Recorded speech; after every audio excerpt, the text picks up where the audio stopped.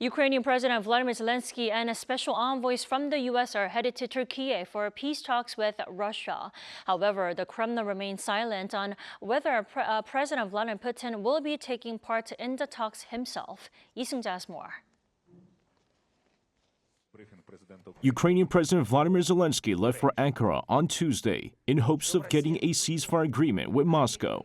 However, the Ukrainian president said that he would be going to Istanbul, where Thursday's talks will be held, if Russian President Vladimir Putin attends the talks himself, as he called on the Russian leader to come to the negotiation talks.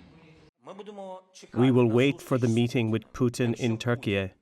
If Putin is ready to meet, not only for media purposes but in real life, then on the level of leaders we will do everything to agree on a ceasefire, because I must reach a deal about a ceasefire with him, because he is the only person to decide.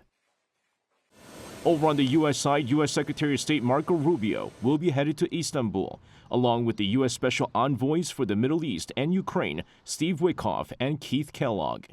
The U.S. officials will look to broker a ceasefire deal, hoping Moscow will agree to a comprehensive 30-day ceasefire agreement. According to Washington, Kyiv has already agreed to such a deal.